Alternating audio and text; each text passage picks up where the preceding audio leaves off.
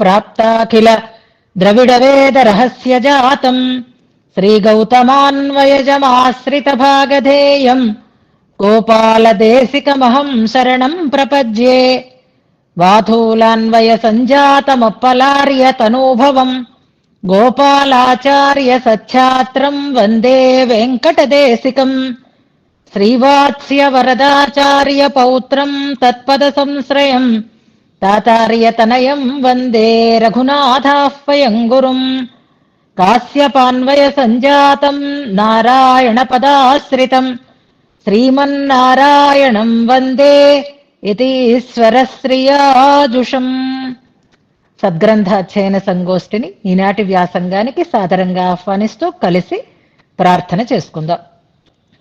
శ్రీపరాశర భట్టార్య శ్రీరంగేశ పురోహిత శ్రీవత్సాంకసుత శ్రీమాన్ శ్రేయసే మేస్తు భూయసే సప్త ప్రాకార మధ్యే సరసిజ ముకుళోద్భాసమానే విమానే కావేరీ మధ్యదేశే మృదుతర ఫణిరాడ్భోగ పర్యంక భాగే నిద్రాముద్రాభిరామం కటినికట శిరః పార్శ్వ విన్యస్త హస్తం పద్మాధాత్రీకరాభ్యాం పరిచిత చరణం రంగరాజం భజేహం యద్బృందావన పండితం దధిరవైర్యత్తాండవం శిక్షితం యల్లక్ష్మీకర సౌఖ్య సాక్షి జలజ ప్రస్పర్థమానర్థయత్ యద్భక్తేష్వజలస్థలజ్ఞమపి యద్దూచ్య ప్రసంగోత్సుకం తద్విష్ణోః పరమం పదం వహతు నః శ్రీరంగిణో మంగళం. శ్రీస్తనాభరణం తేజః శ్రీరంగేశయమాశ్రయే చింతామణిమివోద్వాంతం ఉత్సంగే అనంతభోగినః. ఈనాడు గోష్ఠికి స్వాగత వచనాలని తెలియచేస్తూ మన ఉషగారు మనన తాంబూలాన్ని అందంగా సమర్పించారు. అక్క చెల్లెలలో ఉండేటటువంటి సమానత్వం, వారిలో ఉండేటటువంటి సామ్యం ఇక్కడ మనం చక్కగా చూడవచ్చు. నిన్న సౌజన్య గారు, ఇవాళ ఉషగారు ఒకే పద్ధతిలో ఒకే తీరులో మనన తాంబూలాన్ని అందించారు. ఏదైనా వస్తువుని పట్టుకోవడంలో కానీ, అందించటంలో కానీ, నడకలో కానీ, మాటలో కానీ, చేతలో కానీ మనకి పోలికలు కనిపిస్తాయి అక్క చెల్లెళ్లలో. ఇవాళ మనన తాంబూలం కూడా నిన్నటిది ఇవాళది సేమ్ అలాగే ఉంది అని మాత్రం అనిపించింది. చాలా చక్కగా సంక్షిప్తంగా సంగ్రహంగా విషయస్ఫోరకంగా సాగింది. ఏది ప్రధానమైనటువంటి అంశమో దాన్ని ముందుగా తీసుకుని శ్లోకానుసంధానం చేసి అర్థ వివరణం చేసి తర్వాత మనం చెప్పుకున్నటువంటి విశేషాంశాలని కూడా ప్రస్తావన చేస్తూ మనన తాంబూలానికి ఒక సమగ్రతని సాధించుకున్నారు. చక్కగా అనుసంధానం చేసి దాన్ని అందించినందుకు ఆమెని మనసారా అభినందిస్తున్నాను. చిన్న 2 దోషాలు మాత్రం చెప్తాను. అది పద అనుసంధానంలో పాంచరాత్ర ఆగమం, ఆగమనం అన్నారు. ఆగమనం అంటే అర్థం వేరైపోతుంది. ఆగమం అనేది పదం అక్కడ, అదొకటి చిన్న స్ఖాళిత్యం. అలాగే శ్లోకానుసంధానంలో సుధా దీధిథితామవాప, ఆ దీధిథితాం అన్న చోట చిన్న స్ఖాళిత్యం వచ్చింది. దీధితి అంటే కిరణము, దీధితితాం అంటే కిరణములు కలిగి ఉండుట. ఎలాంటి కిరణములు అంటే సుధా దీధితితాం అని మనం చెప్పుకున్నాం. దీధితి అంటే అంశము, కిరణము అని అర్థం, లేదా కాంతి అనేటటువంటి అర్థంలో సామాన్యంగా మనం చెప్పుకోవచ్చు. అక్కడ కొంచెం స్ఖాళిత్యం వచ్చింది. ఆ 2 తప్ప ఎక్కడ ఏ రకమైనటువంటి లోటు లేదు. సదాచార్యుల యొక్క అనుగ్రహం, సదాచార్యుల్ని ఆశ్రయించి జీవితాన్ని సదధ్యయనంతో సఫలం చేసుకుంటూ ఉండేటటువంటి అదృష్టం అది ఆమెకు ఉంది. దానితో పాటుగా ఇంకా కొనసాగుతుంది. ఇంకా మంచి మంచి గ్రంథాలని అధ్యయనం చేస్తూ మంచి మంచి విషయాలని 10 మందికి అందిస్తూ చక్కటి స్ఫూర్తిదాయకులుగా ఉండాలి అని భావన చేస్తూ ఆచార్య అనుగ్రహం, భగవద్ అనుగ్రహం పరిపూర్ణంగా ఉండాలి అని ప్రార్థన చేస్తూ ఈనాటి వ్యాసంగాన్ని మనం ప్రారంభం చేసుకుందాం. ముందుగా మనం శ్లోకానుసంధానం చేసుకుందాం. 40 దాకా వచ్చాము, కానీ ఒక 2-3 శ్లోకాలు 4వ పదిలో 5వ పదిలో పూర్తయ్యేంత వరకు మళ్ళీ 31 నుంచే మనం అనుసంధానాన్ని కొనసాగిద్దాం. శ్రీవత్స చిహ్నమిశ్రేభ్యో నమ ఉక్తిమధీమహే యదుక్తయస్త్రై కంఠే యాంతి మంగళసూత్రతాం మణిమకర రుచిః వితచ్య పాశాన్ విసృమరకేతుకరైర్మృగం హిమాంసోః శ్రియ ఇవ నవకేళయే జిఘృక్షుః సుఖయతి రంగపురీ చకాసతీనః జనపద సరిదంతరీపపుష్యత్ పురపరిపాలన నిత్య జాగరూకాన్ ప్రహరణ పరివార వాహనాఢ్యాన్ కుముదముఖాన్ గణనాయకాన్ నమామి.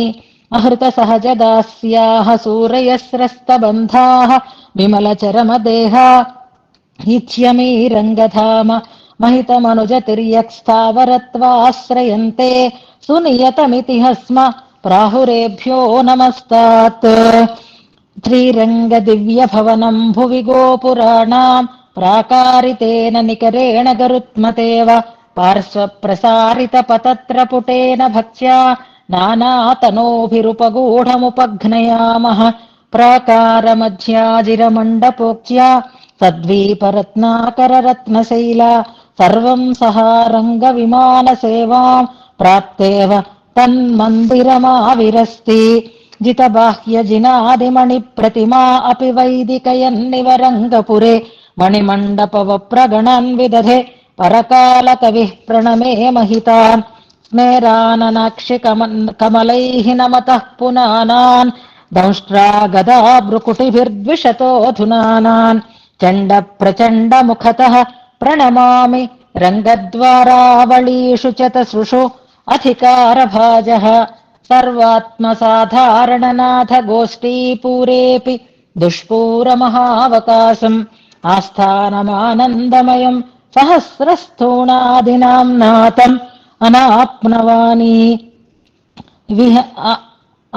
అవాప్నవాని విహరతి హరౌ లక్ష్మ్యా లీలాతపత్ర పరిష్క్రియా వినిమయ విధా సూనాసూనిక్రియా సఫలోత్పలాం అథ మునిపనః పద్మేష్వబ్జా సహాయ విహారజ శ్రమహరతటీం యామః తామైందవీం అరవిందినీం తాపత్రయీమైందవ పుష్కరిణ్యాం నిమజ్య నిర్వాపయితాస్మి యస్యాః అభ్యాసతోపామఘమర్షణీనాం చంద్రః సుధాదీధితాం అవాప. ఇంతవరకు మనం అర్థంతో అనుసంధానం చేసుకున్నాం. ఇవాళ మనం 41వ శ్లోకాన్ని ప్రారంభం చేసుకోబోతున్నాం. చివరిలో ప్రమాణ తిరట్టు అనేది మనకి ఇవాళ ఉన్నాయి. పాశురాలు 3 ఉన్నాయి. కాకపోతే పెరియ తిరుమొழிలో ఉండేటటువంటి పాశురానికి నెంబర్ ఇవ్వలేదు మనకు ఉండేటటువంటి వ్యాఖ్యానంలో వివరంలో. అది మధ్యపాదం కావడం చేత వెతుక్కోవడం కష్టం, వెతికే సమయం నాకు లేకపోయింది. ఇవాళ మనం అనుసంధానం చేసుకోవాల్సిన పాశురాలు 2 అవుతాయి. ఒకటి పెరియాళ్వార్ తిరుమొழிలో 5వ దశకంలో 5వ పత్తులో 4వ దశకంలో 9వ పాశురం. అంటే మనకి తెలిసిన సెన్నియోంగు అదే 4వ దశకం, అందులో 9వ పాశురం అనుసంధానం చేయాలి. అలాగే పెరియ తిరువందాది అనేటటువంటి నమ్మాళ్వార్ల దివ్య ప్రబంధంలో 68వ పాశురం అని మనకి స్పష్టంగా దానికి ఆకరం ఇచ్చేశారు. పెరియ తిరుమొழிలో కూడా ఒక పాశురం తిరుమంగై ఆళ్వార్లది ఇచ్చారు, కానీ ఏ నెంబరో ఇవ్వలేదు. రేపటికి మనం వెతుక్కోగలిగితే, ఎవరైనా వెతుక్తే దాన్ని మనం రేపు అనుసంధానం చేసుకుందాం. ఈ 2 పాశురాలు చివరిలో అనుసంధానం చేయాలి. ఇవి కాకుండా నిన్న చంద్రుడు, అతనికి ఉన్నటువంటి శాపము, అతనికి ఉండేటటువంటి దోషము, దాన్ని పోగొట్టుకోవటం అనేటటువంటి ఒక ప్రస్తావనని మనం చేశాం. చంద్ర పుష్కరిణి, ఆ పుష్కరిణికి సమీపంలో ఉంటే చాలు, స్నానం చెయ్యకపోయినా అని అభ్యాసత అనే పదానికి 2 అర్థాలు మనం చెప్పుకున్నాం. చంద్ర పుష్కరిణి ఒడ్డున ఆయన ఆ పుష్కరిణి ఒడ్డున చంద్రుడు తపస్సు చేశాడు కనుక దానికి చంద్ర పుష్కరిణి అని పేరు వచ్చింది అని కూడా మనం అనుకున్నాం. శాప విమోచనాన్ని పొందడం అనే దాన్ని మనం తెలుసుకోవడం. ఈ చంద్రుడికి ఉండేటటువంటి దోషం పోవటానికి ఆయన పరమాత్మని ఆశ్రయించటం అనేటటువంటి ప్రస్తావం పంచస్తవాలలో 2 చోట్ల మనం స్పష్టంగా చేసుకున్నాం. ఆ ప్రస్తావాన్ని, ఆ శ్లోకాలను కూడా ఒకసారి చివర్లో తలుచుకుందాం. ఇప్పుడంటే మనకు సమయం ఎక్కువైపోతుంది. ముందు శ్లోకాన్ని అనుసంధానం చేసేసుకుని, అందులో వరదరాజస్వామిని, సుందరబాహుస్వామిని పరిపూర్ణంగా వర్ణించారు కూరత్తాళ్వాన్ 2 స్తవాలలోను. కిరీటం దగ్గర నుంచి పాద నఖం వరకు వర్ణన సాగుతుంది. ఆ పాదములని, పాదముల యొక్క అంగుళులని, వాటికి ఉండేటటువంటి నఖములను వర్ణించేటప్పుడు చంద్రునితో నఖములకి పోలికని చెప్తారు. తెల్లగా ఉంటాయి, గుండ్రంగా ఉంటాయి, కాంతిమంతంగా ఉంటాయి అని నఖములని చంద్రునితో, చంద్రకాంతితో పోల్చి చెప్తూ ఉంటారు. అక్కడ సుందరబాహుస్తవంలోనూ ఒక శ్లోకం మనకి ఉంటుంది. అది 68వ శ్లోకం. యో జాత క్రసిమా అంటూ ఒక శ్లోకం ఉంటుంది. అంటే 2-3 శ్లోకాలు ఉంటాయి, కానీ మనకి ప్రధానమైనది శాపం గురించి చెప్పేది మనకి యో జాత క్రసిమా అనేటటువంటి ఒక శ్లోకం. అలాగే వరదరాజస్తవంలో 61వ శ్లోకం నేనే వెతికి పెట్టాను, మీకు సులభంగా ఉంటుంది, సమయం దొరుకుతుంది అని. శంభోరంభోరుహముఖ అనేటటువంటి శ్లోకం. ఈ 2 శ్లోకాలు కూడా మనం కొంచెం వివరణ చేసుకుందాం, ఆ వృత్తాంతాన్ని తలుచుకుందాం, చివరిలో తలుచుకుందాం. 2 పాసురాలు, 2 శ్లోకాలు. ఇక ఇవాళ మనం కొత్త దశకాన్ని ప్రారంభం చేసుకుంటున్నాం కనుక ముందు ఉండేటటువంటి దశకాలని మనం నంబర్ వైజ్గా విభాగం చేసుకుందాం. ఎలాగా అనంటే, 1 అంటే మనం ఇవాళ అలవాటు చేసుకోవడం కోసం చెప్తున్నాను, ఏకమేవ అద్వితీయం అని అనుకుందాం. మనం ఏకమేవ అద్వితీయం అంటే 1 అని అర్థం అన్నమాట. 2 అంటే ద్వయమంత్రం అని అనుకుందాం. 2 సంఖ్య ద్వయమంత్రంలో ఏం చెప్పారు అంటే 2 సంఖ్యను మనకది చూపిస్తూ ఉంటుంది. 3 అంటే రహస్యత్రయం అని అనుకుందాం. నిన్న తాపత్రయం వచ్చింది అనుకోండి, తాపత్రయం కంటే రహస్యత్రయం మంచిది కాబట్టి. 4 అంటే చతుర్విధ పురుషార్థాలు అని చెప్పుకుందాం. 5 అంటే అర్థపంచకం అని అనుకుంటూ ఉందాం. అలాగే 8 అంటే అష్టాక్షరి అని అనుకుందాం. 7 అనంటే 7 ఏ సంఖ్య మనకి? సప్త ఆవరణలు, సప్తలోకాలు, ఏదైనా మనం సప్తకి మనం చెప్పుకోవచ్చు. అలాగే 6 అనంటే మంచి ఉంటుంది, చెడు ఉంటుంది. 6 అంటే మంచి చెప్పుకుందామా, చెడు చెప్పుకుందామా, అరిషడ్వర్గము అని చెప్పుకోవచ్చు. అలా అక్కర్లేకుండా గుణషట్కం, మనం భగవన్నారాయణ అన్నప్పుడు 6 గుణాలు అని చెప్పుకుందాం. ఇప్పుడు ఎందుకు ఇవి గుర్తు చెప్తున్నాను అంటే, ఇప్పుడు మనం 1వ శ్లోకం నుంచి 41వ శ్లోకం వరకు వస్తున్నప్పుడు మొట్టమొదట మనకి గురువందనంతో ప్రారంభమైంది. గురువందనంతో ప్రారంభమైంది దేంట్లో అంటే అష్టాక్షరి అని అనుకుందాం మనం. అంటే 8 ప్లస్ పెట్టుకోండి. ఆ తర్వాత అర్థపంచకం అని అనుకుందాం. ఆ 8తో కలుస్తూ ఉంటుంది 5. 8 శ్లోకాలలో గురువందనం, లేదా ద్వాదశ సూరులు అని చెప్పుకున్నట్టుగా 12 శ్లోకాలలో గురువందనం అని 2 రకాలుగాను పెట్టుకోవచ్చు. కానీ అందులో విభాగం ఉంది కాబట్టి 8 ప్లస్ 5 అని మనం పెట్టుకుందాం. 8 శ్లోకాలు, తర్వాత మరొక 4 శ్లోకాలు 12వ శ్లోకం వరకు అని అనుకుంటే మనకి ఆ 5 శ్లోకాలు రంగనాథుని యొక్క స్తుతి పంచకం అని మనం అనుకున్నాం. మళ్ళీ రహస్యత్రయం ఎక్కడొస్తుంది మనకి అంటే ఆ 5లోనూ 3 శ్లోకాలు. ఈ 3 శ్లోకాలలో చెప్పబడినది ఏది అంటే శ్రీమత్ పదము యొక్క అర్థం అని అనుకున్నాం. 8, 3, 2 అని అనుకోండి. 8, 3, 1 కలుపుకుంటే, లేదా 8, 5, 3 అని అనుకోండి. అక్కడి వరకు మనకి శ్రీమత్ పదం అయిపోయింది. ఇక సప్తలోకాలు మనకి ఎక్కడొచ్చాయి అంటే 13వ శ్లోకం నుంచి 19వ శ్లోకం వరకు 7 శ్లోకాలు. 7 శ్లోకాలలో తనకి అర్హత లేదు అనే విషయాన్ని తెలియచేశారు అని అనుకున్నాం. స్తుతి చేయటానికి తాను శక్తుడని కాదు అని అనుకున్నారు. 8, 3, 1 లేదా 8, 12 తర్వాత 7 అని అనుకోండి. 7 శ్లోకాల తర్వాత మనకొచ్చినది అర్థపంచకం. ఏది 20వ శ్లోకం నుంచి 24వ శ్లోకం వరకు చెప్పబడినటువంటి అంశం ఏది? కావేరీ నది వైభవం చెప్పబడింది. 19 తర్వాత 20 నుంచి 24 వరకు 5 శ్లోకాలలో కావేరీ నది వైభవం చెప్పబడింది.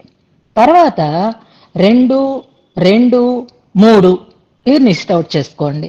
రెండింటిలో కావేరీ ద్వీపం, రంగ ద్వీపం, అలాగే రెండింటిలో రంగ ఆరామములు, మూడింటిలో రంగ రాజధాని అని మనకి 2, 2, 3 వరకు వచ్చింది. 24 ప్లస్ 2 ప్లస్ 2 ప్లస్ 3 26, 28, 31 వరకు మనం వచ్చేసాం. రంగపురి అని కూడా అక్కడ ఉంది కాబట్టి రంగపురి దాకా ఇప్పుడు మనం అనుసంధానం చేసినటువంటి శ్లోకాల దాకా వచ్చేసాం. తర్వాత మళ్ళీ గోపురాన్ని చెప్పారు, ప్రాకారాలని చెప్పారు, మండపాలని చెప్పారు. అలా ఒక్కొక్క శ్లోకంలో మనకి వివరణ చేసుకుంటూ వచ్చారు. గోపుర ప్రాకారాలని మనకి రిపీటెడ్ గా చెప్పడం చేత 2 శ్లోకాలు అని కూడా అనుకోవచ్చు. ఇప్పుడు ఒక్కొక్క శ్లోకంలో చెప్పినది ఎవరికి ఏ విషయాలని చెప్పారు అనే దాన్ని 31 నుంచి 41 వరకు ఉండే శ్లోకాలలో మనం చూసుకుంటే నగరపాలకులకి ఒక శ్లోకంలో నమస్కారం చేశారు, ద్వారపాలకులకి ఒక శ్లోకంలో నమస్కారం చేశారు, 1000 కాళ్ల మండపానికి ఒక శ్లోకంలో నమస్కారం చేశారు. అంటే దాన్ని చేరతాను అని అన్నారు. ప్రధానంగా ద్వారపాలకులు, అలాగే నగరపాలకులు, అలాగే సర్వాత్మ సాధారణ నాథగోష్ఠి అనేటటువంటి 1000 కాళ్ల మండపం, దీనికి ఒక్కొక్క శ్లోకంలో నమస్కారం చేశారు. తర్వాత మనం 3 శ్లోకాలని అనుసంధానం చేసుకున్నాం. 39, 40 నిన్నటి వరకు 2 శ్లోకాలలో మనకి పుష్కరిణి యొక్క వైభవాన్ని తెలియచేశారు. అంటే ఒక శ్లోకంలో తెలియచేసినవి మనం చేసుకోవాలి అనంటే నగరపాలకులకి వందనం, ద్వారపాలకులకి వందనం, గోష్ఠి 1000 కాళ్ల మండప వైభవాన్ని వర్ణనం అని. అలాగే ఇవాళ మనం కొంతమందికి నమస్కారం చేస్తున్నాం, 10 మందికి నమస్కారం చేస్తున్నాం. నగరపాలకులు ఎంతమంది ఉన్నారు అంటే కుముద ముఖాన్ గణనాయకాన్ అన్నారు. వాళ్ళు ఎలా ఉంటారు అనేది మనం చెప్పుకున్నాము, మూలలు దిక్కులు. అలాగే స్మేరాననాక్షికమలై అన్న చోట అది వాళ్ళు ఎంతమంది ఉంటారు అని మనం తెలుసుకున్నాం. ఇవాళ మనం పుష్కరిణిలో స్నానం చేసి ఎవరికి నమస్కారం చేస్తున్నాము అంటే ఆ పుష్కరిణికి తూర్పు వైపున ఉండేటటువంటి 10 మంది ఆళ్వార్లకి దాసోహ సమర్పణం చేస్తున్నారు భట్టర్ వారు ఈ శ్లోకంలో. నిన్న మనం 1000 కాళ్ల మండపం నుంచి అవభృత స్నానం కోసం ఇక్కడికి వచ్చాము అనే భావనలో ఉన్నాం. కానీ ఇవాళ మనం భట్టర్ వారు తూర్పు ద్వారంలోంచి ప్రవేశించారు, అందుకే 1000 కాళ్ల మండపాన్ని ప్రశంసించారు. ఇప్పుడు ఇంకా ఆయన లోపలికి వెళుతున్నారు. వెళ్ళేటప్పుడు భగవంతుడి కంటే ముందు ఆళ్వారాచార్యులకి దాసోహ సమర్పణం చేసుకోవాలి కనుక ఆళ్వార్లకి నమస్కారం చేస్తున్నారు. ఎంతమంది ఆళ్వార్లకి అంటే 10 మంది ఆళ్వార్లకి నమస్కారం చేస్తున్నారు. మనం పుష్కరిణి గురించి అనుకున్నాం కాబట్టి ప్రధానమైన అన్ని దివ్య దేశాలలోనూ పుష్కరిణులు ఉంటాయి. అన్నిటి పేర్లు మనం గుర్తు పెట్టుకోవడం అంటే కష్టం. కానీ భగవద్ రామానుజులతో విశేషమైనటువంటి సంబంధం కలిగిన 4 మండపాలు అని మనం చెప్పుకునేటటువంటి వాటిలో శ్రీరంగం కోయిల్, తిరుమలై, పెరుమాళ్ కోయిల్, అలాగే మేల్కోట 4 కదా మనం చెప్పుకుంటాం. చంద్ర పుష్కరిణి ప్రాధాన్యం నిన్న చెప్పుకున్నాం కోయిల్లో. అలాగే తిరుమలలో ఉండే పుష్కరిణి స్వామి పుష్కరిణి అని చెప్పబడుతుంది కదా. స్వామి పుష్కరిణి తీరే రమయా సహ మోదతే, దానికి ఉండేటటువంటి పేరు స్వామి పుష్కరిణి అని. అదే స్వామిని, అదే స్వామి ఆరాధనకి, స్వామి అవభృతానికి ఉపయోగపడేటటువంటి పుష్కరిణి. అలాగే మనం మొన్న కాంచీపురం వెళ్ళాం, పెరుమాళ్ కోయిల్ అంటారు. అక్కడ ఉండేటటువంటి సరస్సు ఏది, అక్కడ ఉండేటటువంటి పుష్కరిణి ఏది అంటే అనంత సరస్సు అంటారు అని మొన్ననే మనం చూస్తాం. స్నానం కూడా చేశారు చాలా మంది, అనంత సరస్సు అంటారు. అదే నా మనకి ఇక్కడ యదుగిరి స్వామి దగ్గర ఉండేటటువంటి మేల్కోటలో తిరునారాయణపురంలో ఉండేటటువంటి సరస్సు కళ్యాణి సరస్సు అని చెప్తారు. ఈ 4 పేర్లు మాత్రం మనం గుర్తుపెట్టుకుందాము. పుష్కరిణి అన్న సరస్సు అన్న ఇంచుమించుగా ఒకే అర్థంలో చెప్పబడుతుంది. భగవద్ ఆరాధన కోసం, భగవద్ వైభవం కోసం, భగవంతునికి వినియోగపడేటటువంటి తీర్థం కలిగినటువంటి జలం అని మనం నిన్న అనుకున్నాం. ఇవాళ స్వామి పుష్కరిణి గురించి మరొక వైభవాన్ని చెప్తాము అని అనుకున్నాం కదా. నిన్న 3 విశేషాలు చెప్పుకున్నాం. ఉషగారు ఇందాక మననంలో కూడా వాటిని మనకి జ్ఞాపకం చేశారు. ఇవాళ భగవంతుని యొక్క ఉత్సవాలు ఏవి అయినా నిత్యోత్సవాలే కనుక అక్కడ శ్రీరంగంలో అవభృత స్నానం అనేది ఉంటుంది. ఆ అవభృత స్నానం చేసేది ఎక్కడ అంటే చంద్ర పుష్కరిణిలో అని మనకి ఒక విశేషం. ఎన్నో ఉన్న కావేరి దాకా తీసుకెళ్లి కూడా అవభృత స్నానం చేయించవచ్చు. కానీ అలా కాకుండా చంద్ర పుష్కరిణిలోనే నంబెరుమాళ్ళకి అవభృతం జరుగుతుంది. అంటే ఆ నంబెరుమాళ్ల యొక్క ఉత్సవ స్నాన వైభవాన్ని పొందినటువంటి ఒక విశిష్టత ఈ పుష్కరిణికి ఉండడం చేత ఇందులో ఆ విశేషాన్ని తెలియచేసేటటువంటి ఒక పద ప్రయోగాన్ని మనకి చేస్తారు భట్టర్ వారు. ముందుగా మనం శ్లోకానుసంధానాన్ని చేసుకుందాం. ఇవాళ మన ఎదురుగా ఉన్నది 10 మంది ఆళ్వార్లు. ఆ 10 మంది ఆళ్వార్లు మనని అనుగ్రహించాలి అని ప్రార్థన చేస్తున్నారు. మనం ఆలయాలకు వెళ్తే ఆళ్వార్ల సన్నిధిని సేవిస్తాం. ఆళ్వార్ల సన్నిధికి వెళ్ళినప్పుడు మనం ఒక్కొక్క ఆళ్వార్లని వారి తనయళ్ళని విడివిడిగా అనుసంధానం చేసే అంత సమయము ఉండదు, అంత జ్ఞాపకము ఉండదు. అందరినీ కలిపి మనం అనుసంధానం చేయాలి అంటే పొదుత్తనయంలో ఉండేటటువంటి భూతం సరస్చ మహదాహ్వయ భట్టనాథ అనేటటువంటి ఇది కూడా భట్టర్ వారు అనుగ్రహించినటువంటి తనయన్ అనే మనం చెప్పుకుంటాం కదా. అలాగే భట్టర్ వారు 10 మంది ఆళ్వార్లకి నమస్కారం చెయ్యటం కోసం మనం అనుసంధానం చేయవలసిన మరొక శ్లోకం అనుకుందాం. ఇది ఈ ఒక్క శ్లోకాన్ని అనుసంధానం చేసుకుంటే చాలు, మనకి ఆళ్వార్లందరినీ మనం సేవించినటువంటి ఒక ఫలం కలుగుతుంది అని భావిస్తూ ప్రధానమైనటువంటి శ్లోకంగా అనుకుంటూ ఈ శ్లోకాన్ని అనుసంధానం చేద్దాం. పూర్వేణ తాం తద్వదుదార నిమ్న ప్రసన్న సీతాశయమగ్ననాథాః పరాంకుశాజ్యాః ప్రథమే పుమాంసః నిషేదివాంసో దశ మాం దయేరన్. చిన్న శ్లోకం, సులభమైన శ్లోకం, కానీ చాలా విశిష్టమైనటువంటి శ్లోకం. ఇందులో క్రియాపదం దయేరన్ అనేది క్రియాపదం. దయేరన్ అంటే దయ కలిగించుదురు, దయ చూపుదురుగాక అని అర్థం. ఏమిటా దయ అనే దాన్ని తర్వాత మనం చెప్పుకుందాం. కర్తృపదం ఏది అంటే మాం. ఇందులో స్పష్టంగా చెప్తున్నారు.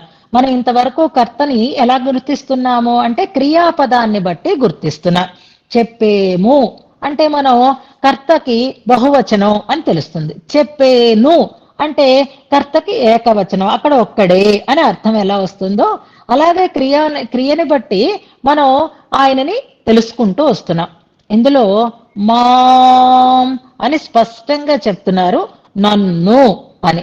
మా దయేరన్, నన్ను దయచూతురుగాక అంటున్నారు. ఎవరు అంటే ఒకరు కాదు, ఇద్దరు కాదు, దశ అంటున్నారు. 10 మంది అని అర్థం. మనకి దశావతారాలు ఎలాగో భగవత్ అవతారాలు ప్రసిద్ధమో అలాగే మరొక దశావతారాలు ఇవి అని గుర్తుపెట్టుకోండి. ఇవి కూడా ఆళ్వార్ల అవతారాలు అని అనుకోవద్దు.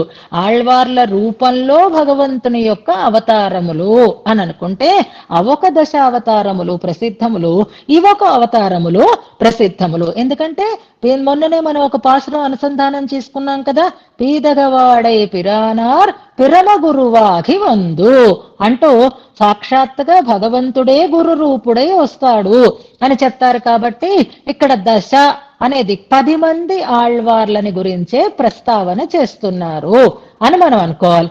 ఆళ్వార్లు 10 మందా ఆళ్వార్లు 12 మందా అనే దాని గురించినటువంటి సందేహం చాలా ఉన్నా ప్రియాళ్వార్లు అనేసరికల్లా అమ్మవారు వారిలో ఉంటారు, గోదా అమ్మవారితో కూడిన వారే. అలాగే నమ్మాళ్వార్లు అనేసరికల్లా శిష్యునితో కూడిన వారే అయి ఉంటారు నమ్మాళ్వార్లు, వారిలోనే మనకి మధురకవులు కూడా కూడి ఉంటారు. కాబట్టి మనం 10 మంది అని అనుకోవాలి, అనుకున్నా తప్పు లేదు, అందులోనే వీరు కూడా కలిసి ఉన్నారు అని మనం భావన చేసుకోవచ్చు. కాలం మారిన బట్టి, కాలం కూడా ముందుదే, భట్టర్ వారి కాలానికంటే ముందుదే కాబట్టి దశ ప్రధానంగా 10 మంది ఆళ్వార్లని ఇక్కడ వాళ్ళు నన్ను దయ చూడుగాక అంటున్నారు. ఆ ఆళ్వార్ల యొక్క వైభవం వెనకాతల మనకి చెప్పబడుతుంది. ఇది చదువుకోవడానికి ముందు మనం ఇంతవరకు అసలు ఆళ్వార్ల గురించినటువంటి ప్రస్తావన చేసి భట్టర్ వారు నమస్కరించినటువంటి సందర్భం ఉందా అనేదాన్ని ఒక చిన్న అభ్యాసం చేసుకుందాం. ఇంతకు ముందు జరిగినటువంటి శ్లోకాలలో ఆళ్వార్ల గురించినటువంటి ప్రస్తావం ఉందా? ఏ ఆళ్వార్లకైనా భట్టర్ వారు నమస్కారం చేశారా అంటే చేశారు. ఏ ఆళ్వార్లకి అననంటే అవయవిగా చెప్పబడేటటువంటి నమ్మాళ్వార్లకి గురువందనంలో ఋషింజుషామహే అనేటటువంటి ఒక శ్లోకంలో పరాంకుశులకి నమస్కారం చేశారు. అలాగే జితబాహ్య జినాదిన అనేటటువంటి ఒక శ్లోకంలో పరకాల కవిహి అనేటటువంటి ఒక ప్రస్తావన వచ్చింది. ప్రణమేమహి తాన్ అని తిరుమంగయాళ్వార్లకి వప్రప్రాకారాలనన్నింటినీ చేశారు, అన్నింటినీ వైదికంగా చేశారు అనేటటువంటి శ్లోకంలో ప్రత్యేకించి పరకాల మునుల యొక్క ప్రస్తావన వచ్చింది. అంటే ప్రధానమైనటువంటి ఆళ్వార్లిద్దరికీ కూడా వెనక నమస్కారం చేశారు. ఇప్పుడు 10 మంది ఆళ్వార్లకి నమస్కారం చేస్తున్నారు. 10 మంది ఆళ్వార్లలో ఉండేటటువంటి ప్రత్యేకతని ఇందులో మనం తెలుసుకుంటాం అన్నమాట. ఆళ్వార్ల వైభవం మనం ఎలా భావించాలి అనేది ఇందులో భట్టర్ వారు చాలా స్పష్టంగా చెప్తున్నారు. ఇప్పుడు పూర్వేణ తాం అంటూ శ్లోకం ప్రారంభమవుతోంది. తాం పూర్వేణ అని ప్రారంభం చేస్తున్నారు. సర్వనామ శబ్దం ఎక్కడైనా ఉంది అనంటే అంతకు ముందు దాని గురించినటువంటి ప్రసిద్ధి కలిగినటువంటి ఒక వ్యక్తి కానీ, వస్తువు కానీ, స్థలం కానీ చెప్పబడింది అని అర్థం. ఇంతకు ముందు చెప్పబడినది ఏది? చంద్ర పుష్కరిణి గురించినటువంటి వైభవం చెప్పబడింది.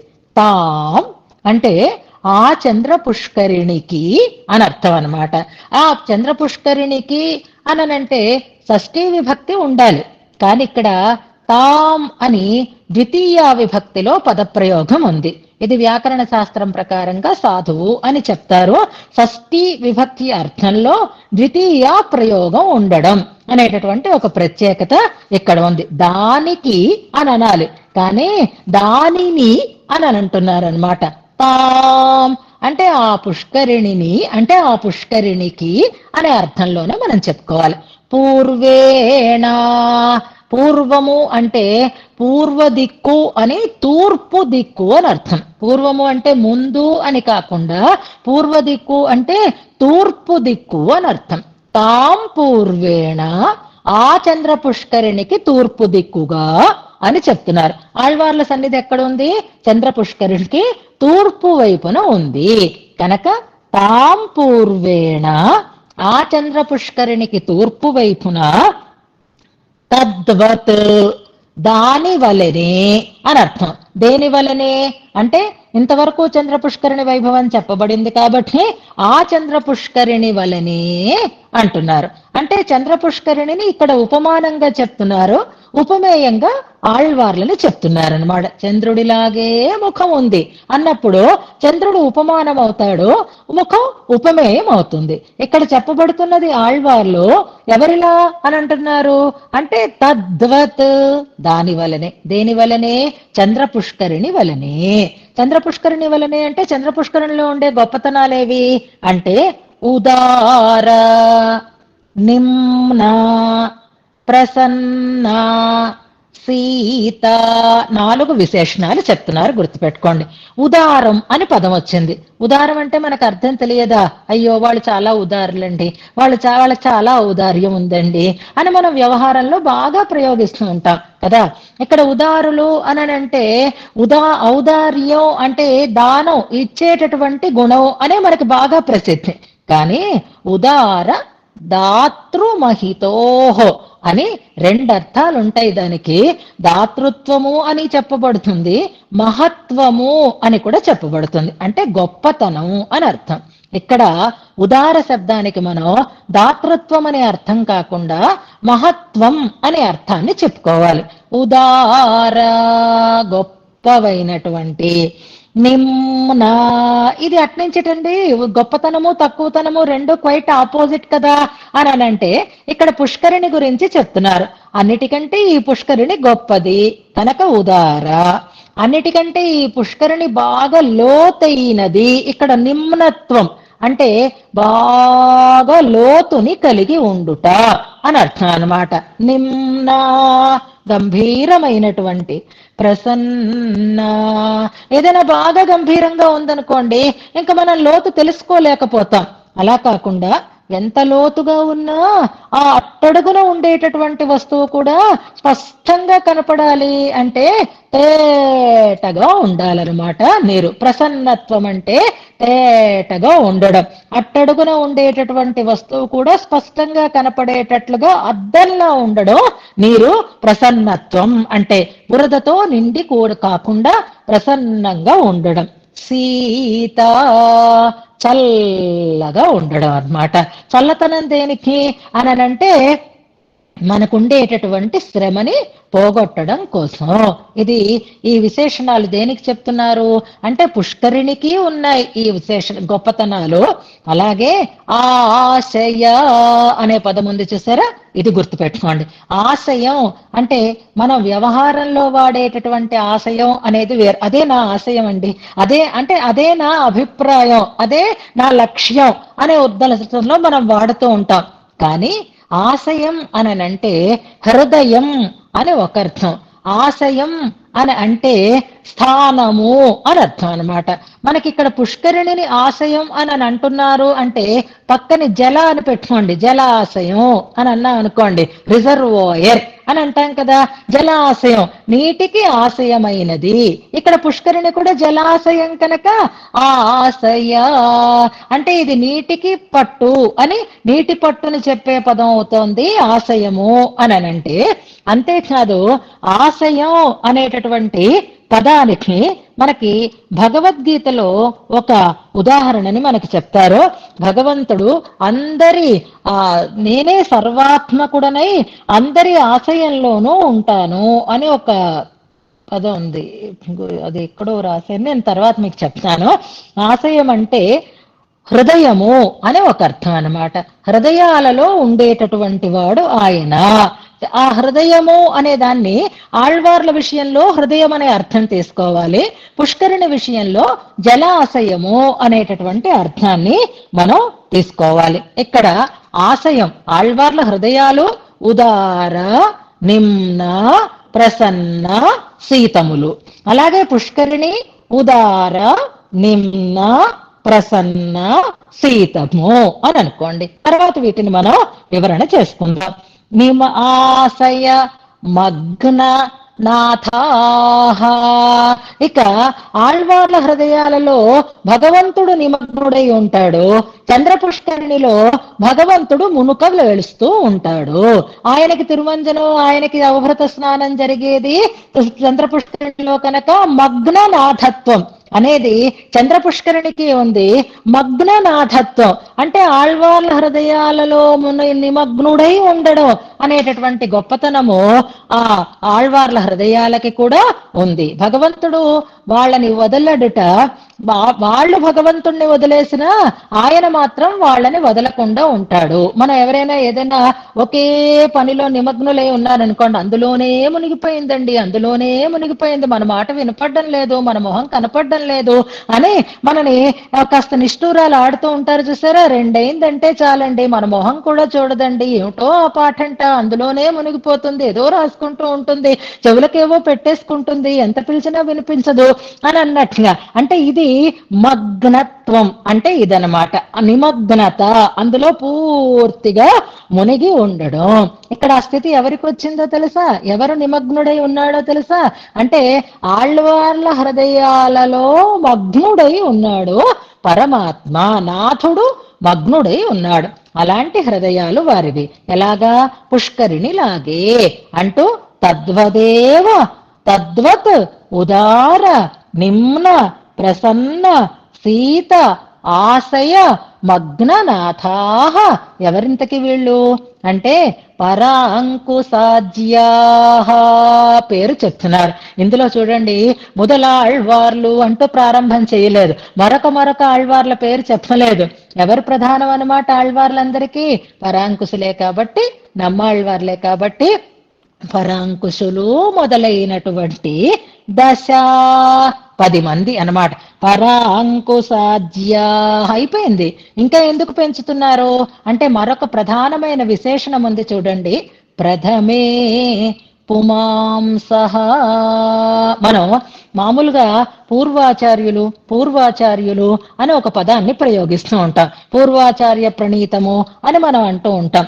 ఆచార్య కోటికి ఆ మాటని మనం చెప్తూ ఉంటాం. కానీ ఇక్కడ ఆళ్వార్లకు విశేషణంగా ప్రథమే పుమాంసః అనేటటువంటి ఒక మంచి విశేషమైనటువంటి గొప్ప మాటని చెప్తున్నారు. పరాంకుశాజ్యాః అన్నప్పుడు వాళ్ళని భక్తులనైనా అనాలి, మునులనైనా అనాలి, ఋషులనైనా అనాలి. అవేమీ కాకుండా ప్రథమే పుమాంసః, పుమాన్ అంటే పురుషుడు అని అర్థం. దానికి బహువచనం పుమాంసః, పురుషులు అని అర్థం. ఏ పురుషులు అంటే ప్రథమ పురుషులు అనేటటువంటి ఒక అద్భుతమైన ప్రయోగం చేస్తున్నారు.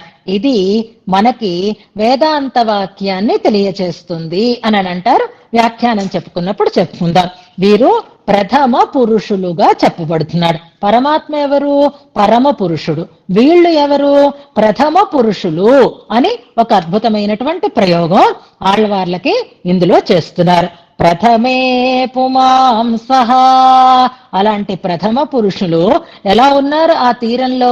తూర్పు వైపున ఉండేటటువంటి ఆ సన్నిధిలో ఆళ్వార్లందరూ ఎలా ఉన్నారు అనంటే నిషేదివాంసః, కూర్చొని ఉన్నారు అంటే నిశ్చలంగా ఉన్నారు, కదలకుండా ఉన్నారు.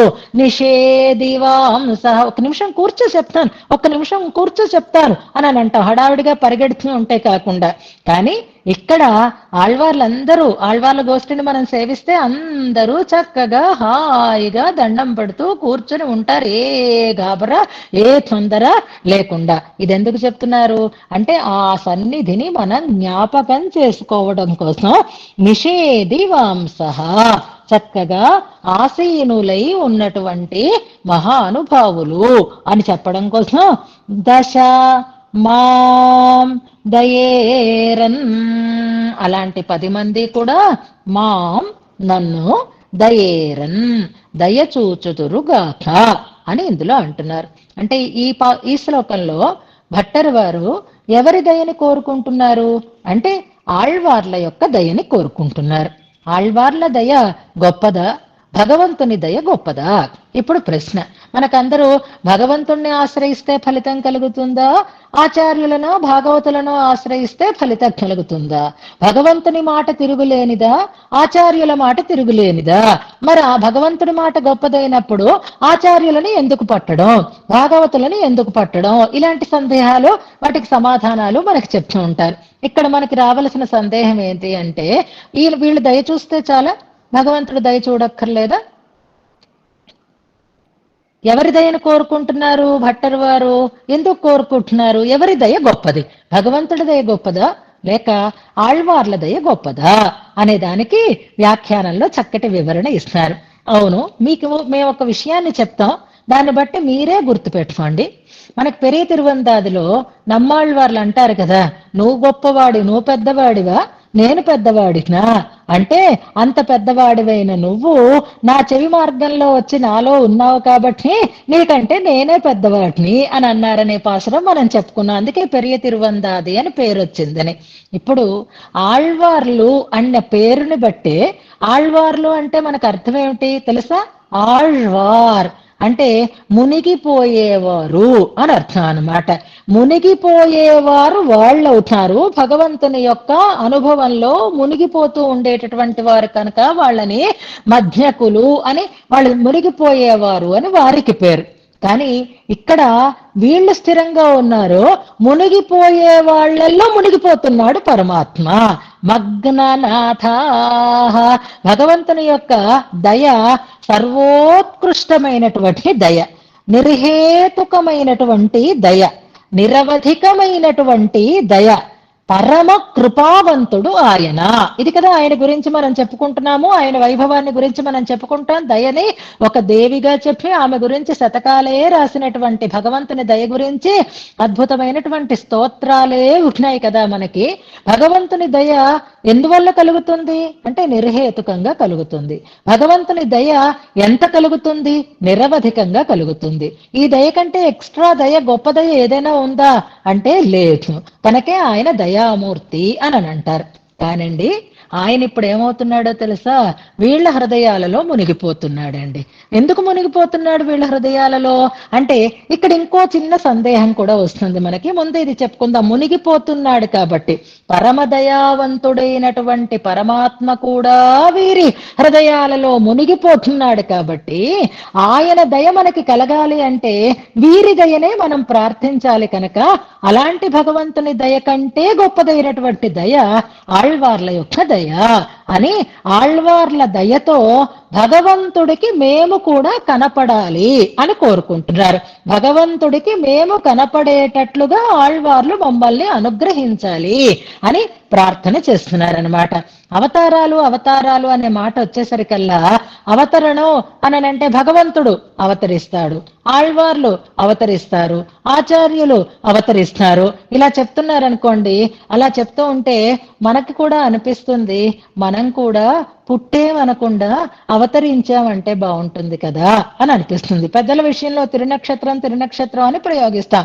అలాగే మనకు కూడా ఎప్పుడైనా నా తిరునక్షత్రం అండి ఇవాళ అని చెప్పుకున్నాం అనుకోండి, నవ్వుతారు. అయ్యో నీ తిరునక్షత్రం ఏంటి, నీది పుట్టినరోజు, అలాంటి పదాలు ప్రయోగించకూడదుమా అని మనకు పెద్దలు ఒక సూచన కూడా చేస్తూ ఉంటారు. కానీ అందరినీ అలా అంటూ ఉంటే చాపల్యం చేత మనకి కూడా అయ్యో అలా అనుకుంటే బాగుండు, అలా అంటే బాగుండు అనేటటువంటి ఒక భావన కలుగుతుంది. ఇప్పుడు భట్టరు వారికి కూడా అవతరించాలి అనేటటువంటి ఒక కోరిక కలిగింది. నేను అవతరించాను అని ఎలా అనుకుంటారు అంటే ఆళ్వార్లని ప్రార్థిస్తున్నారు. ఎలాగా అంటే భగవంతుడు ఎలాగైతే అవతారాలు చేస్తాడో అలాగే మేము కూడా, నేను కూడా మీ దయలో అవతరణం చెయ్యాలి అంటారు. అవతరణం అంటే ఏమీ లేదు, కిందకి దిగుట, మునుగుట అని అర్థం అనమాట. దయాసాగరంలో మునగాలి అని కోరుకుంటున్నారు. భగవంతుని దయలో అవతరించడం అనేది దేనివల్ల అంటే ఆళ్వార్ల దయకి మనం పాత్రులం అవుతే అప్పుడు భగవంతుని దయ మనకి లభించేటటువంటి అవకాశం ఉంటుంది. కనుక మునిగే వారి హృదయంలో ఆ పరమాత్మ మునిగిపోతున్నాడు. ఆ పరమాత్మ దయలో మేము కూడా మునిగిపోయేటట్లుగా మమ్మల్ని అనుగ్రహించవలసినది అని అంటున్నారు. ఈ 10 అవతారాలు భగవద్ అనుభవ సాగరంలో మనం కూడా అవతరించేటట్లుగా చెయ్యాలి అనేటటువంటి ఒక కోరికని ఇందులో కోరుతున్నారు అని మన పెద్దలు మనకి వివరణ చేస్తూ ఉంటారు. అయితే ఎందుకంత ఇష్టం భగవంతుడికి వాళ్ళ హృదయాల్లోకి వెళ్ళిపోతున్నాడేమిటి? ఇక్కడ ఇంకో సందేహం ఏమండి, భగవంతుడు ఇప్పుడు ఎక్కడ ఉన్నాడు, ఎక్కడ స్నానం చేస్తున్నాడో మాకు చెప్పండి. ఎందుకంటే మీరు పుష్కరిణి గురించి 2 శ్లోకాలు చెప్పారు.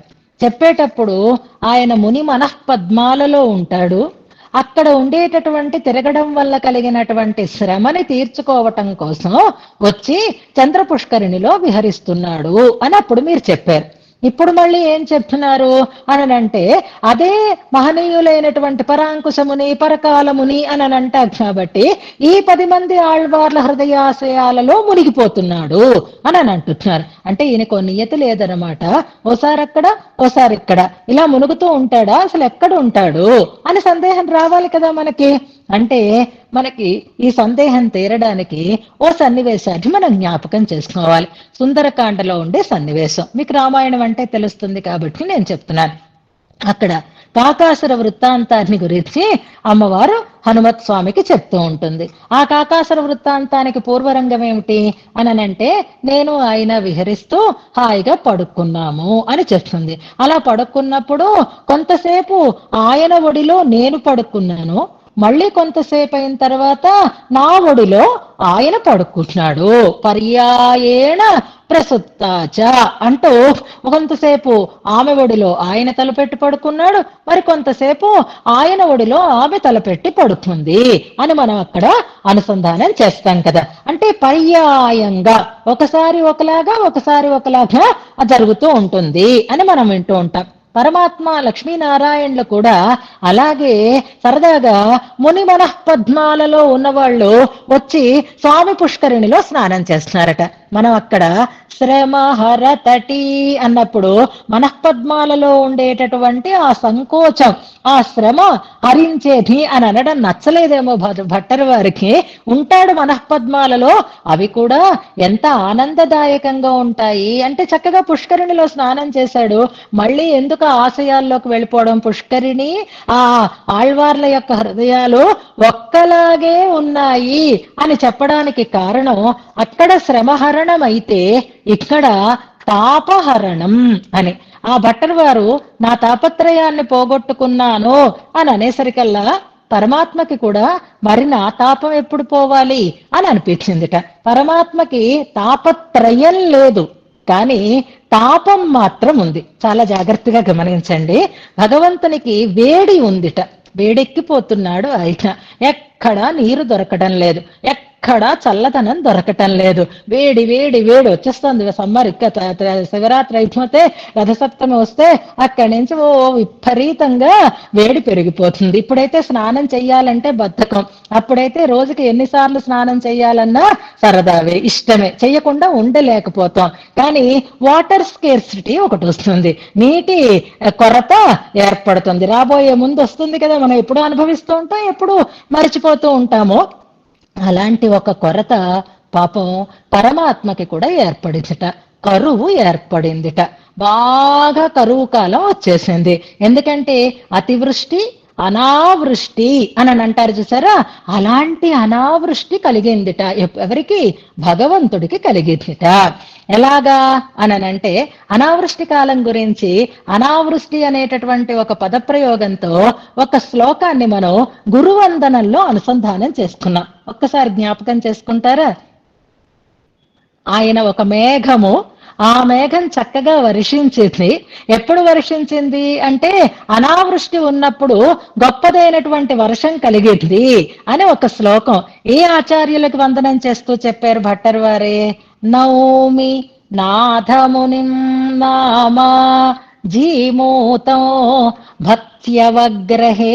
5వ శ్లోకం, 6వ శ్లోకం కాదు.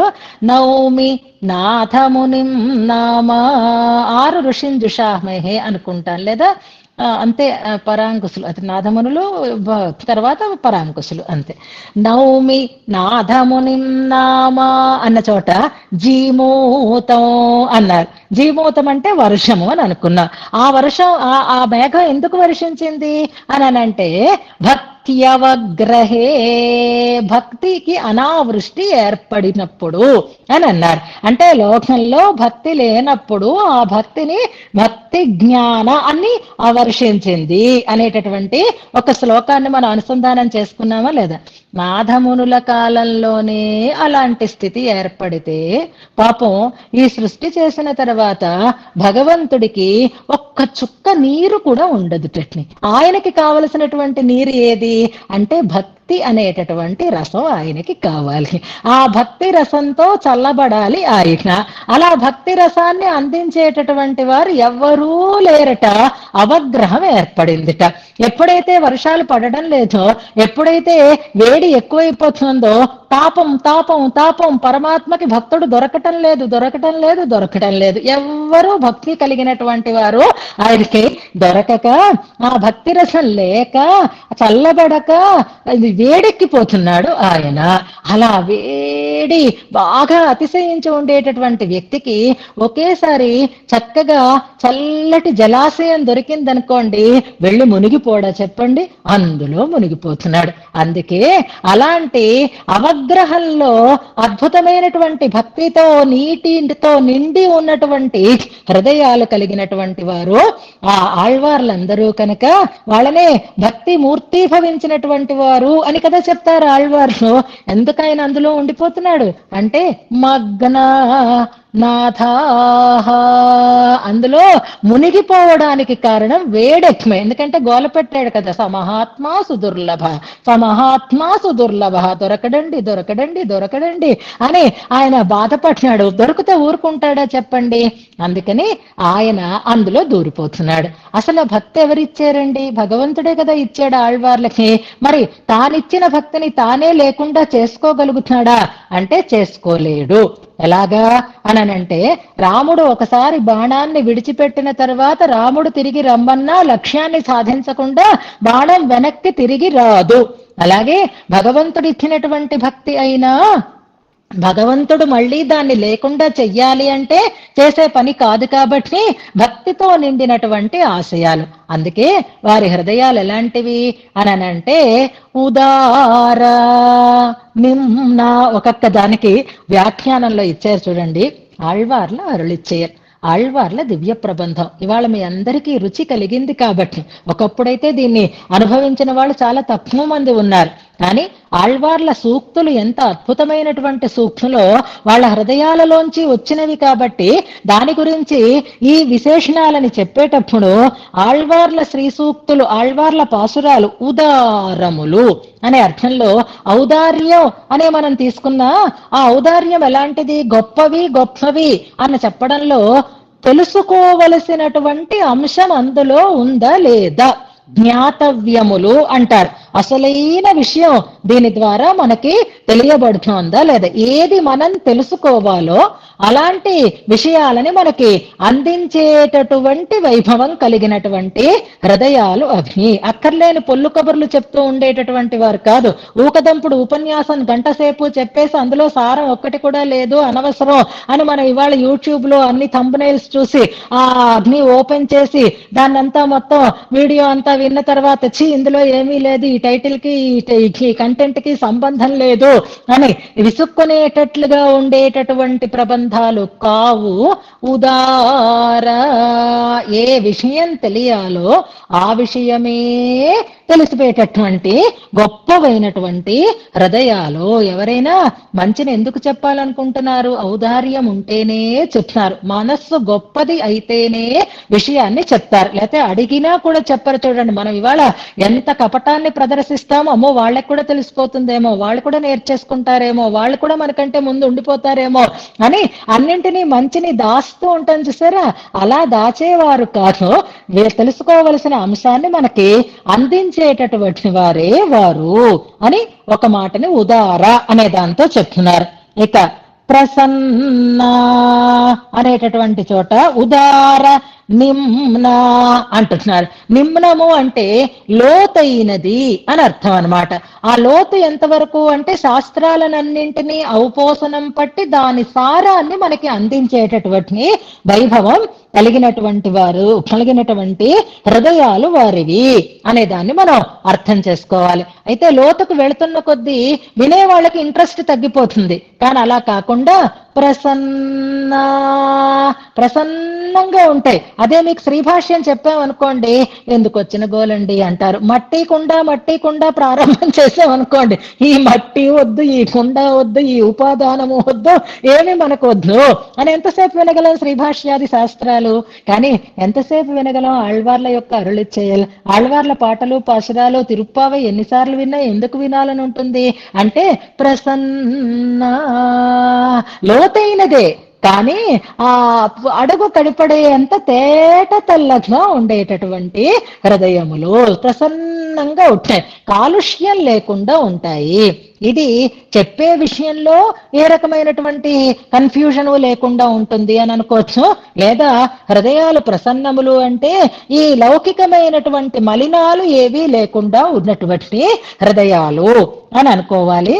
సీత చల్లగా ఉంటుందా ఉండదా అంటే కొంచెం సేపు మనం శాస్త్రార్థాన్ని విన్న తర్వాత, మ్యాథమెటిక్స్ సైన్స్ లాంటి క్లాసులు అయిన తర్వాత మనకి లైట్ లాంగ్వేజ్ క్లాసులు పెడుతూ ఉండేవారు. ఎందుకంటే స్టూడెంట్స్ కష్టమైన విషయాన్ని బుర్రలో పెట్టుకున్న తర్వాత కొంచెం లైట్ గా వినాలి, లేకపోతే మళ్ళీ దాన్ని వాళ్ళు గ్రాస్ప్ చెయ్యలేరు అని టైం టేబుల్ వేసినప్పుడు చాలా జాగ్రత్తలు తీసుకుని టైం టేబుల్స్ వేస్తూ ఉంటారు.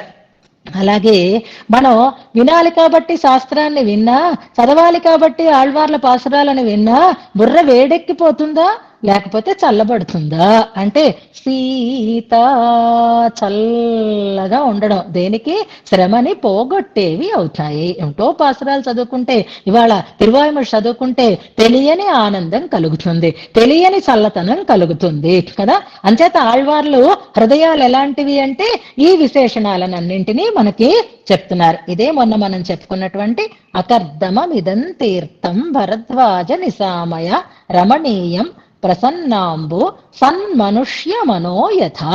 సత్పురుషుల మనస్సు అంటే ఆ సత్పురుషులు వీరే, వీరి హృదయాలు ఎలాంటివి అంటే అక్కడ అకర్దమం ప్రసన్నాంబు అని రెండు విశేషణాలని వాడారు. అక్కడ రమణీయం అనేటటువంటి మరొక ప్రత్యేకతని మనకు చెప్పారు. కర్దమం లేనిది అంటే బురద లేనిది, ప్రసన్నమాంబు ప్రసన్నమైనది అంటే అద్భుతమైనటువంటి వైభవం కలిగినది, తేటగా ఉండేది. దానికి రమణీయం అని మరొక విశేషణాన్ని చేర్చారు. అక్కడ మూడు విశేషణాలు మనకి కనిపిస్తున్నాయి. ఇక్కడ 4 విశేషణాలు మనకి కనిపిస్తున్నాయి. అందులో ఉదార సీత అనేటటువంటి 2 మాటలను మనం తీసుకుంటే రమణీయం పొందిన కొద్దీ ఇంకా ఇంకా కొత్తగా అనిపించేటట్లుగా ఉండడమే రమణీయత అని చెప్తారు. కాబట్టి ఆ రమణీయకం అనేది ఇక్కడ ఉదార సీత అనేటటువంటి మాటలలో మనకి తెలియచేస్తున్నారు. దీన్ని బట్టి మనకి అకర్దమం ప్రసన్నం అంటే భగవంతుడి యొక్క వైభవాన్ని చెప్పేటప్పుడు భగవన్ అనే పదం చెప్పుకున్నప్పుడు మనం ఏం చెప్పుకుంటాము, హేయ గుణాలు లేనివాడు, కళ్యాణ గుణాలు కలిగినవాడు అని చెప్పుకుంటాం. అలాగే ఇక్కడ సన్మనుష్యుల యొక్క హృదయాలు కూడా ఎలాంటివి అంటే హేయ ప్రతిభటత్వం, హేయత ఉండడానికి జరిగినటువంటి అవకాశం ఉండదు, కళ్యాణ గుణాలకే ఆకరంగా ఉంటాయి అనేటటువంటి విషయాన్ని మనకి తెలియచేస్తూ, అలాంటిదే పుష్కరిణి, అలాంటి వారే ఆళ్వార్లు అని పుష్కరిణిని ఉపమానంగా, ఆళ్వార్లని ఉపమేయంగా వారి హృదయాలని చెప్తూ ఈ రెండిటికి ఉండేటటువంటి సమానత్వం మగ్న నాథ పుష్కరిణిలో అర్చామూర్తి నిమగ్నమవుతుంది, ఆయనకి తిరుమంజనాలు జరుగుతాయి. అలాగే భగవంతుడు వీరి హృదయాలలో మగ్నుడై ఉంటాడు అని అర్థం. ఆళ్వార్లైనా కొంచెం సేపు విసుగొచ్చి స్వామి కొంతసేపు వెళ్ళు, మళ్ళీ వద్దుగానిలే వెళ్ళు, నీ పరమపదానికి వెళ్ళు, లేదా పాలకడలికి వెళ్ళిరా, మళ్ళీ మన ఇద్దరం కలుద్దాం అని పరమాత్మని వెళ్ళిరా అని అనడానికైనా అవకాశం ఉంటుందేమో, కానీ పరమాత్మ మాత్రం నేను వెళ్ళను, నేనిక్కడే ఉంటా, నేను వెళితే నేను ఆ వేడిని తట్టుకోలేను, ఈ చల్లటి ప్రదేశంలోనే నేను ఉంటాను అని పరమాత్మ వాళ్ళ హృదయాలలోనే నిమగ్నుడై ఉంటాడు. కాబట్టి మగ్న నాథాహ వీళ్ళు ఎలాంటి వారు, వీరి వల్ల మనకి కలిగే ప్రయోజనం ఏమిటి అంటే ప్రథమే పుమాంసః అనేటటువంటి ఒక ప్రయోగం ఇందులో చేస్తున్నారు. దానికి ఉపనిషద్ వాక్యం ఒకటి మనకి స్ఫురింప చేస్తున్నారు. ఇంతకు ముందు కూడా మనం అనుకున్నాం ఉపనిషద్ వాక్యాలు కలిగినటువంటి శ్లోకాలు ఏవేవి ఉన్నాయి. రేపు టాస్క్ మీకు అదే, ఏ శ్లోకాలలో ఉపనిషద్ వాక్య స్ఫోరకత్వం మనకి కలుగుతోంది అంటే అమతం మతం అని ఒక శ్లోకం ఉంది. దాంట్లో ఒక ఉపనిషద్ వాక్యం సోంగ వేద యదివా అనేటటువంటి పదం ఒక శ్లోకం ఉంది. తద్విష్ణో పదం అనేటటువంటి శ్లోకం ఒకటి ఉంది. అస్థి వస్త్వితమిత్తంత్వం ఎన్నో మనం లిస్ట్ అవుట్ చేసుకున్నాం కదా. రేపటికి ఒకసారి మీరు ఆ టాస్క్ తీసుకుని వద్దురు. కానీ ఇక్కడ ఉండేటటువంటి ఉపనిషద్ వాక్యం ఏది అంటే యత్ర ఋషయః ప్రథమజా ఏ పురాణా అనేటటువంటి తైత్తిరీయ సంహితలో ఉండేటటువంటి ఒక వాక్యాన్ని ఈ ప్రయోగం స్ఫురింప చేస్తోంది అని అంటున్నారు. పుమాంసః అంటే పుమాన్ అనే అర్థానికి రక్షించేవాడు అని ఒక అర్థము, పవిత్రం చేసేవాడు అని ఒక అర్థము. పాంతి పునంతి అని రెండు అర్థాలు. పాంతి అంటే రక్షించేవారు, పునంతి అంటే పవిత్రం చేసేవారు అని అర్థం అన్నాడు. పురుషుడు అంటే ఎవరు? రక్షించేవాడు. పురుషుడు అంటే ఎవరు? పవిత్రం చేసేవాడు అని ధాత్వర్థంతో దానికి వ్యుత్పత్తిని మనకి చెప్తున్నారు. అంటే మనకి ఈ రెండు పదాలు గుర్తుండాలి అంటే పాతు పునాతో అని రెండు పదాలవి మనం చదువుకున్న శ్లోకాలలోవి గుర్తు చేసుకుందాం.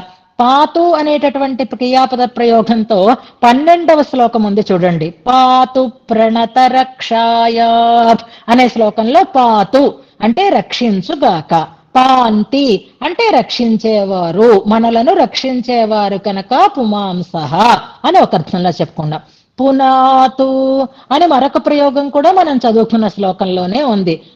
ఇది కాదు, ఇది పెడతారని నాకు తెలుసు. చిన్న తేడా కూడా అక్కడ ఉంది అని నేను చెప్పాను మీకు. పునీతే అని ఉంది, పునాతు అని కూడా ప్రయోగం ఉంది. ఆ తర్వాత శ్లోకంలో చూడండి, మాం పునాతు మరుద్వృధా అని ఒక ప్రయోగం ఉంటుంది చూడండి. ఆ శ్లోకంలో పునాతు మరుద్వృధా, పునాతు రక్షించుగాక, పునీతే పావనం, పునాతు పవిత్రము చేయుగాక, పునీతే పవిత్రము చేస్తోంది అని అర్థంలో ప్రయోగం చేస్తున్నా. ఇక్కడ పునాతు అంటే పవిత్రము చేయుగాక అనే అర్థంలో పునాతు పాతు రెండు పదాలు మనం ఇంతకు ముందు అనుసంధానం చేసుకున్నాం. పుమాంసః అంటే వారు రక్షించేవారు లేదా పావనము చేసేవారు అని అర్థం అన్నమాట. ప్రథమ పుమాంసః, ప్రథమే పుమాంసః, వీళ్ళు పూర్వ పురుషులు అనే అర్థంలో ప్రయోగింపబడుతున్నారు. పూర్వ పురుషులు అనడంలో ఇంకో చమత్కారం ఏమిటి అంటే పూర్వ దిక్కులో ఉన్నారు కాబట్టి పూర్వ పురుషులు. పూర్వేణ తాం అని ప్రారంభమైంది. పూర్వము అంటే తూర్పు అని అనుకుంటున్నాము. తూర్పున ఉన్న పురుషులు పూర్వ పురుషులు, ప్రథమ పురుషులు అని ఇక్కడ ప్రథమే పుమాంసః అంటున్నారు. భగవంతుణ్ణి పరమ పురుషుడు అని చెప్తున్నారు. ఆళ్వార్లని ప్రథమ పురుషులు, పూర్వ పురుషులు అనేటటువంటి ప్రయోగం ద్వారా ఇందులో ఒక విశిష్టతని మనకి తెలియచేస్తున్నారు. అలాంటి మహానుభావులు మాం దయేరన్, నన్ను దయకు లక్ష్యముగా చెయ్యాలి అని కోరుకుంటున్నారు. అంటే ఇక్కడ నన్ను వారు దయ చూడాలి అనేటటువంటి సామాన్య అర్థంతో పాటుగా మనం ఏమనుకోవాలి, భగవంతుని దయకు నేను పాత్రుడను అయ్యేటట్లుగా చేయాలి వారు అని ఇందులో చెప్తున్నారు. భగవద్ అనుభవ రూపమైనటువంటి సాగరంలో మునిగిపోయి తన తాపాన్ని తీర్చుకోవాలి అని అనుకునేటటువంటి వాడు పరమాత్మ. భగవద్ అనుభవ రూపమైనటువంటి సాగరం హృదయాలలో కలిగినటువంటి వారు ఆళ్వార్లు. అలాంటి ఆళ్వార్లు నా విషయంలో ఏం చెయ్యాలి అంటే భగవంతుని దయకు నేను పాత్రుడను అయ్యేటట్లుగా చెయ్యాలి. భగవద్ అనుభవ సాగరంలో నేను కూడా అవతరణం చేసేటట్లుగా నన్ను వారు అనుగ్రహించాలి అని కోరుకుంటున్నారు.